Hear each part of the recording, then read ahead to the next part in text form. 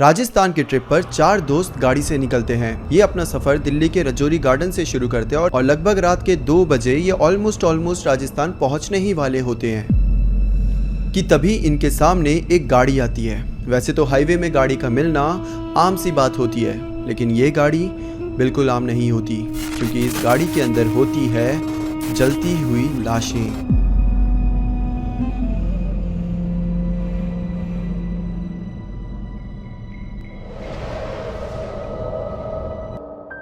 रात के करीब 10 बजे का वक्त था जब दिल्ली के रजौरी गार्डन के क्राउडेड कैफे के बाहर एक ब्लैक एसयूवी खड़ी थी। बाहर ठंडी हवा चल रही थी। टाइम काफ़ी लेट हो गया था, लेकिन शहर की रात अभी भी जिंदा थी। रोड पर ट्रैफिक था। कैफे के बाहर बहुत सारे लोग खड़े थे और स्ट्रीट लाइट्स के नीचे हर चीज़ नॉर्मल लग रही थी। एसयूवी के अंदर आरव ड्राइवर सीट पर बैठा हुआ प्लेलिस्ट सेट कर रहा था। आरव की बगल वाली सीट में बैठा होता है कुणाल, जो कि उस समय चिप्स के पैकेट खोल रहा था, और पीछे वाली सीट में बैठे हुए थे देव और समीर, जो कि आपस में लड़ाई कर रहे थे। ये कॉलेज के टाइम से ही आपस में लड़ाई करते हैं। इनफैक्ट ये चारों ही दोस्त कॉलेज के टाइम के दोस्त हैं। पूरे टाइम कॉलेज में इन्होंने सिर्फ मस्तियाँ करी थी, पढ़ाई भी करी थी, और आज के टाइम में हर कोई अपनी अपनी ज़िंदगी में बहुत अच्छे लेवल पर जॉब कर रहा है। अब जैसा कि मैंने बताया कि अगर वो अच्छे लेवल पे जॉब कर रहे हैं, इसका मतलब कि सब अलग अलग हो चुके हैं। जो एक टाइम आता है जब कॉलेज के दोस्त अलग होने लगते हैं।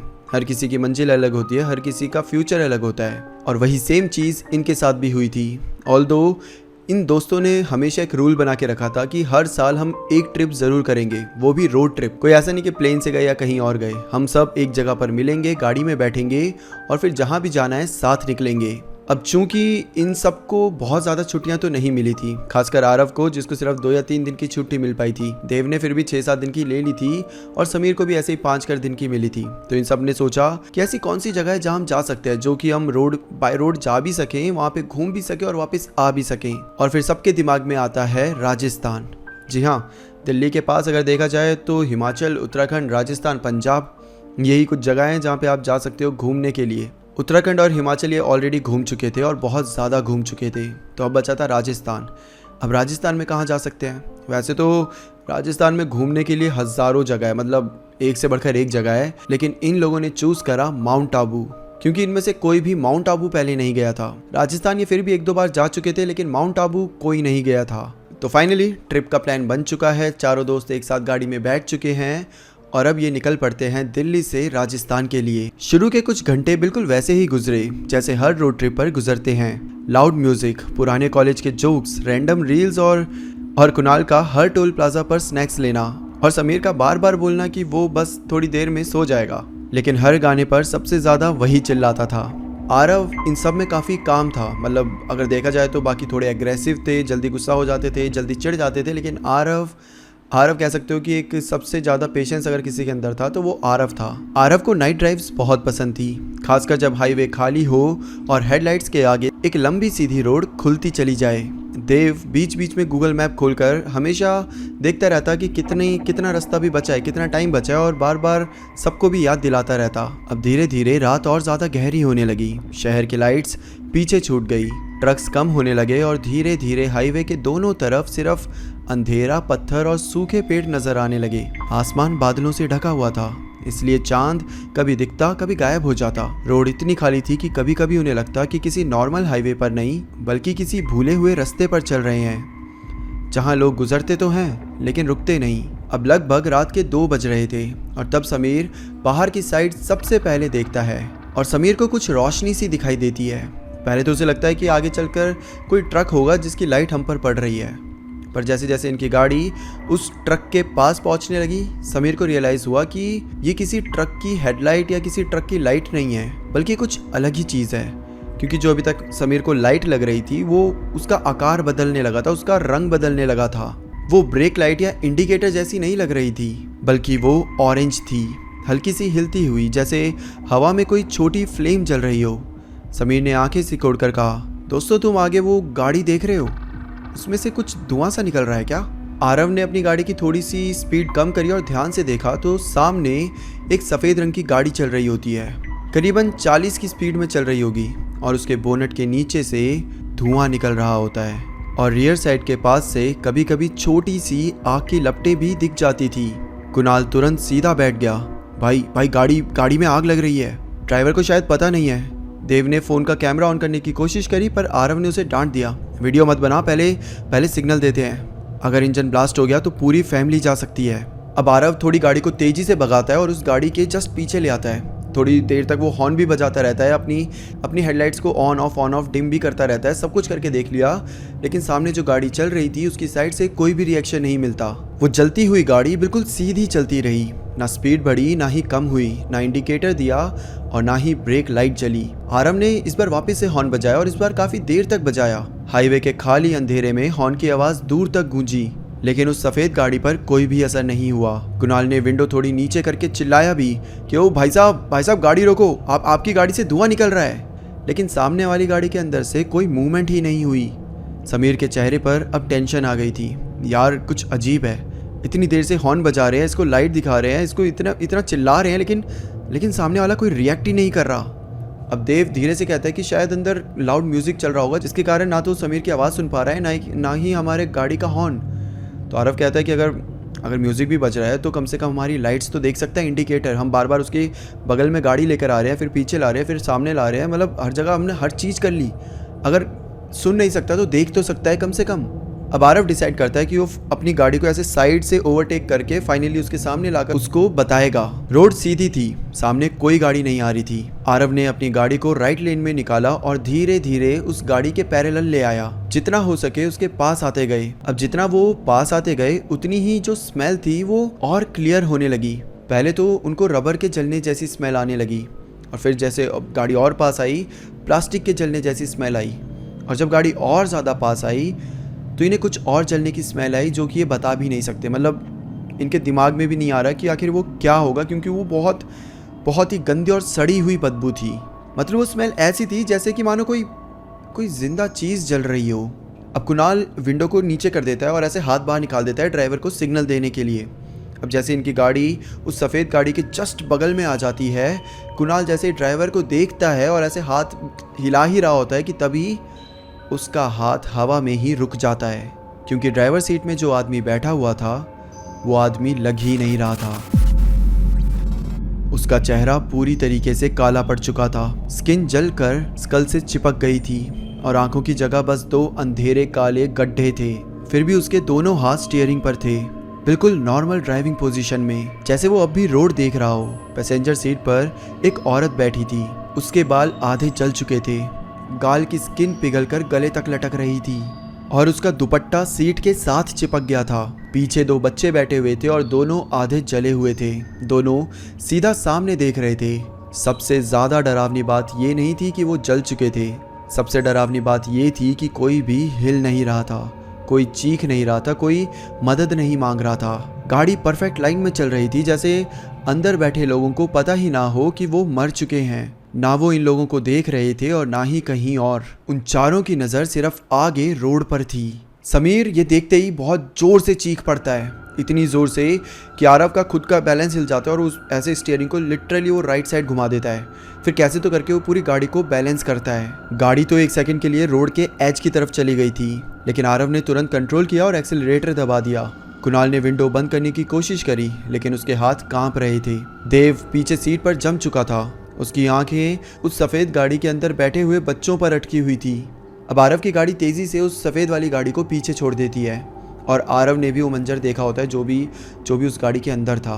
और अब आरव अपनी गाड़ी को तेज़ी से भगा रहा है, 100, 120, 140 तक। कुछ सेकंड तक तो हर कोई सिर्फ चिल्लाता रहा और इनकी बहुत बुरी हालत हो चुकी थी। इन्हें समझ ही नहीं आ रहा था जो भी इन्होंने अभी अभी अपने आंखों से देखा था। जलती हुई गाड़ी तक तो फिर भी बिलीवेबल था, लेकिन उसके अंदर जले हुए लोग जो कि इस तरीके से बैठे हुए थे जैसे कि कुछ हुआ ही ना हो। उनकी पूरी स्किन नीचे लटक रही थी, किसी के बाल जले हुए थे तो कोई खुद गाड़ी के सीट से चिपके हुए थे। और इतना सब हो जाने के बाद भी उनके रिएक्शन बिल्कुल ज़ीरो थे। आप खुद सोच सकते हो कि एक अंधेरी रात में आप अकेले किसी गाड़ी के अंदर जा रहे हो और आपके बगल में कोई ऐसी गाड़ी आ जाए जिसके अंदर ऐसे लोग हों, तो आपको कैसा लगेगा। अब देव जो कि ऑलरेडी काफ़ी डरा हुआ था वो पीछे मुड़कर देखता है और जैसे पीछे मुड़कर देखता है वो जोर जोर से चिल्लाने लगता है। आरव को बोलता है भाई गाड़ी भगा, भाई वो हमारे पीछे आ रहे हैं, भाई गाड़ी भगा। आरव ने जब रियर व्यू मिरर में देखा तो वो गाड़ी बिल्कुल इनकी गाड़ी के पीछे थी, ना ज़्यादा पास थी ना ज़्यादा दूर थी, बस एक फिक्स डिस्टेंस के साथ थी। उसके बोनेट से धुआं अभी भी निकल रहा था और अब इस पॉइंट पे तो मानो गाड़ी पूरी आग से जल रही थी। और कुछ पॉइंट आगे जाने के बाद उस गाड़ी में जिससे अभी तक धुआं निकल रहा था वो पूरी तरीके से आग की लपटों में झुलस रही थी। कुणाल लिटरली रोने की हालत में था और बोल रहा था कि ये कैसे पॉसिबल है, ये गाड़ी इतनी स्पीड कैसे भाग सकती है। मेरे ख्याल से वो गाड़ी छोटी गाड़ी थी जिसकी स्पीड इतनी ज़्यादा नहीं थी कि वो 150-160 की स्पीड कवर कर सके। कुणाल रोते हुए कह रहा था कि ऐसा कैसे हो सकता है भाई, ये कौन है, ये क्या हो रहा है हमारे साथ, तू प्लीज़ भगा, प्लीज़ भगा। समीर ने तो अपनी आंखें ही बंद कर ली थी और सीट बेल्ट को टाइट पकड़ लिया था। देव ने फ़ोन निकाला, पुलिस को कॉल करने की कोशिश करी लेकिन उसका सिग्नल ज़ीरो था। आरव ने अब गाड़ी और तेज चलाई। अब वो सिर्फ एक चीज चाहता था कि कैसे भी करके इन लोगों से पीछा छूट जाए, बस किसी भी तरीके से वो सफेद गाड़ी गायब हो जाए। लेकिन वो गाड़ी गायब नहीं हुई, वो हर स्पीड पर वही डिस्टेंस मेंटेन करती रही। अगर आरव स्लो करता तो वो गाड़ी स्लो हो जाती, अगर आरव स्पीड बढ़ाता तो उस गाड़ी की भी स्पीड बढ़ जाती। अब जैसे जैसे रात बढ़ती गई इनकी गाड़ी में बहुत ज़्यादा वेट महसूस होने लगा। जैसे कि आप कभी गाड़ी चला रहे हो और आपकी गाड़ी में बहुत ज़्यादा सामान रख दिया हो तो कैसे आपकी गाड़ी बहुत ज़्यादा पावर मांगती है, वैसे ही इनकी गाड़ी भी अब बहुत ज़्यादा पावर मांग रही थी। बट हैरानी की बात ये थी कि इनकी गाड़ी में तो सिर्फ 4 लोग बैठे हुए थे। कुणाल जो कि पिछली वाली सीट में बैठा हुआ था उसको पीछे से किसी की ठंडी सांस अपने कान के पास महसूस होती है, लेकिन जब वो मुड़कर पीछे देखता है तो पीछे कोई नहीं होता। अब थोड़ी ही आगे ये लोग गए होंगे कि अचानक से इनकी गाड़ी इतनी हैवी महसूस हुई कि गाड़ी एकदम से वहीं पर रुक जाती है और वो बंद पड़ जाती है। सबकी वैसे भी बुरी हालत हुई पड़ी थी और अब एक सुनसान रास्ते में रात के अंधेरे में गाड़ी बंद हुई पड़ी है। पीछे बैठे तीनों लोग आरव को बोल रहे थे कि भाई जल्दी से गाड़ी स्टार्ट कर, जल्दी से चला वरना हम मारे जाएंगे। आरव भी गाड़ी को चलाने की बहुत कोशिश कर रहा था, बार बार स्टार्ट करने की कोशिश कर रहा था, मगर गाड़ी स्टार्ट हो ही नहीं रही थी। अब अंदर से गाड़ी स्टार्ट नहीं हो रही है और किसी की भी हिम्मत नहीं हो रही है कि बाहर निकलकर गाड़ी को चेक करे कि आखिर दिक्कत क्या आई है। अब इन सबको एक चीज़ रियलाइज़ होती है कि गाड़ी को बंद पड़े करीबन 30 से 40 सेकंड हो चुके हैं और जो हमारे पीछे वो सफ़ेद रंग की गाड़ी थी वो अब तक तो हमारे पास आ जानी चाहिए थी, तो आखिर अभी तक वो आई क्यों नहीं। और जब ये सब पीछे मुड़कर देखते हैं तो जलती हुई गाड़ी पीछे कहीं भी नहीं थी। रास्ता एकदम स्ट्रेट था तो काफ़ी दूर तक दिखाई दे रहा था, तो वो गाड़ी दूर दूर तक कहीं नहीं दिखाई दे रही थी। इसका मतलब अब वो गाड़ी इनके पीछे नहीं थी, वो गाड़ी गायब हो चुकी थी, जैसे कि मानो उसने बीच रास्ते में ही कोई और रूट पकड़ लिया हो। अब यहाँ पर देव और बाकी सब थोड़े रिलैक्स हो गए थे कि चलो ये जो भी था वो चला गया। बट आरव के चेहरे में अभी भी बहुत टेंशन दिखाई दे रही थी। देव आरव को देख के बोलता है कि ब्रो थोड़ा चिल कर, मुझे पता है जो सब भी हुआ ये बहुत अजीब था, बहुत ख़राब था, लेकिन एटलीस्ट जो भी था वो टल गया है, जो हमारे पीछे था वो जा चुका है, अब तू थोड़ा चिल कर सकता है। और आरव थोड़ा हकलाते हुए कहता है कि अगर वो सब चले गए, अगर वो जो भी हमारे साथ पीछे थे वो चले गए तो हमारी गाड़ी इतनी भारी कैसे महसूस हो रही है, जैसे कि मानो हमारी गाड़ी में 4 नहीं बल्कि 8 लोग बैठे हो। और जैसे ही आरव ये बोलता है एकदम से गाड़ी के अंदर सन्नाटा हो जाता है। हर कोई सिर्फ एक दूसरे के एक्सप्रेशन देख रहा होता है और ट्रस्ट मी उस टाइम पर सबकी बुरी हालत हुई पड़ी थी। और जैसे ही ये एक दूसरे को देख रहे होते हैं उसी पॉइंट पर गाड़ी की जो छत होती है उसके ऊपर किसी के गिरने की आवाज़ आती है, जैसे कि मानो कोई पेड़ से कोई बहुत भारी जानवर इनकी गाड़ी के ऊपर कूद गया हो। लिटरली वो पूरी गाड़ी हिल जाती है और फिर यहाँ तक कि उस गाड़ी की जो छत होती है वो भी ऐसे नीचे की तरफ दब जाती है। और फिर यहाँ से शुरू होता है असली हॉरर। उनकी गाड़ी की छत को कोई तो बहुत जोर जोर से दब करके मार रहा होता है और इन चारों की तो हालत वैसे ही खराब हो गई थी। पहले तो जो भी चीज थी वो इनके पीछे थी, लेकिन अब लिटरली इनके गाड़ी के ऊपर थी। आरव अपनी गाड़ी को डेस्परेटली बार बार स्टार्ट करने की कोशिश कर रहा है, लेकिन गाड़ी स्टार्ट ही नहीं हो रही। और यहाँ पर ये जो बैंगिंग की साउंड होती है ना, जो जोर जोर से वो मार रहे हैं, वो और ज़्यादा लाउड और ज़्यादा तेज़ होने लग जाती है। आरव अपने बाकी सारे दोस्तों को बोलता है कि गाइस प्लीज़ पैनिक मत करो, हम जितना ज़्यादा डरेंगे ये चीज़ हम पर उतनी ज़्यादा ही हावी होगी। दोस्तों हमको हिम्मत दिखानी पड़ेगी, हमें डरना नहीं है। देव जिसकी शक्ल रोने जैसी हो रही होती है वो कांपते हुए हनुमान चालीसा पढ़ना शुरू करता है। भूत पिशाच निकट नहीं आवे, महावीर जब नाम सुनावे, भूत पिशाच निकट नहीं आवे, महावीर जब नाम सुनावे। देव को सिर्फ यही 2 लाइनें आती थी और वो इसी 2 लाइन को बार बार रिपीट में बस बोलता जाता है। और देव को देखकर जो बाकी लोग भी होते हैं, समीर, कुणाल, आरव, वो भी हनुमान चालीसा पढ़ना शुरू कर देते हैं। और वो बैंगिंग लिटरली पूरी रात चलती रही। पूरी रात इनकी गाड़ी में कोई तो ऊपर से ज़ोर ज़ोर से मारता जा रहा था और ये लोग यहाँ पर आंख बंद करके हनुमान चालीसा पढ़े जा रहे हैं। ना तो ये बाहर देख रहे हैं, ना आजू बाजू देख रहे, कहीं नहीं देख रहे, बस इन सब ने आंखें बंद करी हुई है और पूरी रात इन्होंने हनुमान चालीसा पढ़ी है। एंड देन फाइनली ऐसे ही सुबह हो जाती है। सड़क पर रोशनी आने लगती है, मतलब सुबह के 5 या 6 बजे होंगे, तब भी इनकी हिम्मत नहीं हो रही थी कि ये गाड़ी से बाहर निकलें। लेकिन एक टाइम आता है जब इन्हें बाकी गाड़ियाँ जाती हुई दिखती है, इन्हें दिखता है कि हाँ ठीक है अब यहाँ लोग हैं, तब ये फाइनली गाड़ी से बाहर उतरते हैं। गाड़ी की छत पूरी तरीके से अंदर दब गई होती है। मतलब गाड़ी जो थी वो कोई नॉर्मल गाड़ी नहीं थी, वो एक एसयूवी थी, एक भारी गाड़ी थी। उसको भी हाथ से मार मार के उसकी छत को नीचे तक कर दिया था, इतनी बुरी हालत थी। बट अब फाइनली सुबह हो गई है तो अब इन्हें डर कम लग रहा है। इनको लग रहा है कि चलो जो भी था अब चला गया है। अब समीर तो भाई रोते रोते कहता है कि अब हमें वापस जाना चाहिए, मेरे को नहीं जाना कोई आगे, मुझे कहीं नहीं जाना, मैं वापस जाना चाहता हूँ। और कुणाल भी उससे एग्री कर रहा था कि भाई यार चलते हैं, अब बिल्कुल मन नहीं है कहीं घूमने का। वहीं पर आरव इनको बोलता है कि यार मुझे ना बहुत ज़्यादा थकान महसूस हो रही है और हमें रेस्ट की ज़रूरत है। वैसे भी हम बहुत ज़्यादा एग्जॉस्ट हो चुके हैं। ये लोग थोड़ा और ड्राइव करते हैं तो आरव को एक आइडिया आता है। तो ये सब भी बोलते हैं कि हाँ यार रेस्ट करने की तो ज़रूरत है, हम ऐसे वापस इतनी लंबी ड्राइव नहीं कर सकते। तो ये लोग थोड़ी और आगे ड्राइव करते हैं ताकि कुछ होटल मिल सके जहाँ पर ये एटलीस्ट 3-4 घंटे तो आराम से रेस्ट कर सकें। और ऐसे ही ड्राइव करते करते आरव को एक आइडिया आता है। आरव बोलता है कि दोस्तों हमें ना किसी मंदिर में जाना चाहिए ताकि जो कुछ भी हुआ उसका असर हम पर बाद में ना पड़े। सब बोलते हैं कि हाँ यार हाँ मंदिर चलना चाहिए। अब ये थोड़ा सा सर्च करते हैं तो इन्हें पता चलता है कि इनके आसपास ही लोकेशन में श्री रघुनाथ जी का मंदिर होता है।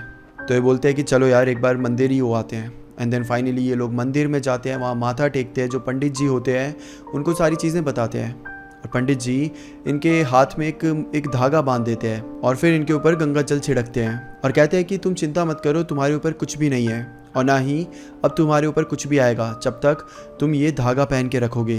और फिर मंदिर विजिट करने के बाद फाइनली इनको थोड़ी हिम्मत आती है और फिर इन्हें लगता है कि चलो अब हम यहाँ तक आ ही गए, माउंट आबू पहुँच ही गए तो चलो घूम ही लेते हैं, क्योंकि ऐसा हर बार नहीं होगा कि हम माउंट आबू आएंगे। तो अब जब आ गए हैं, इतनी मेहनत कर ही ली है, तो वापस जाने का सवाल नहीं होता। वैसे भी 2-3 दिन की बात है, उसके बाद वापस जाना ही है।